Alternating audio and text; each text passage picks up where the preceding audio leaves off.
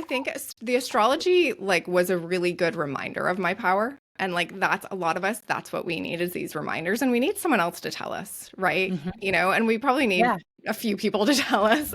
And so when someone's telling you like they don't know you, they're looking at your astrology chart, it's undeniable. And they can even talk about like energies and stuff from the past and the ways you've been. And it all just resonates and hits. And like being reminded of my power was like the most, and then me like feeling it and stepping into it was the most important piece of my entire journey. But I got these funny, like, you know, I kept getting called for certain things like, hey, you need more silence. Like things that I didn't like, I had a little resistance to because I love to listen to Yeah. podcasts. Like that one, for example, I love to listen to podcasts and music and, you know, kept hearing these voices with things like that. Like you need more silence or these voices coming through really sharply that I was like, that's not my voice, like saying that a Hmm. yes or no to things.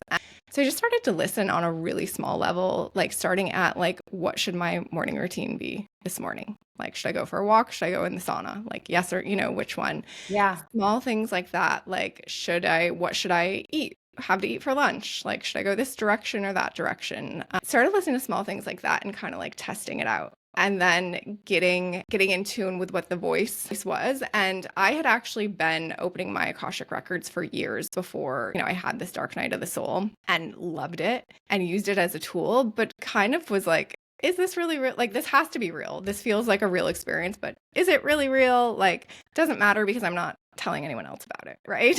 Like, it's just for me. Yeah. Yeah. So I was kind of familiar with the listening part, the listening for information. But the more I would listen, the more the clarity was undeniable. And I would bring in tools like tarot and oracle cards. And even when I didn't know how to use like I didn't have the tarot memorized what they would mean, I would still pull the cards and I would still get messages because then I would sit there, look at the cards, I'd maybe look up a few of their meanings, and a whole story would come together from the visual of the words and the cards. And like probably not a story that a normal tarot reader would be like, oh yeah, this is what this means. But it didn't matter because it was then like a channeled story that Hmm. totally applied to my life, gave me good advice, whatever it was. And probably for like six to 8 months, every day I did that. I would pull tarot cards and write down the channeled message from it. Beautiful. Yeah. And that like takes the logical brain out of it, right? In some ways, or it like eases the logical brain a bit. It kind of gives it something to do.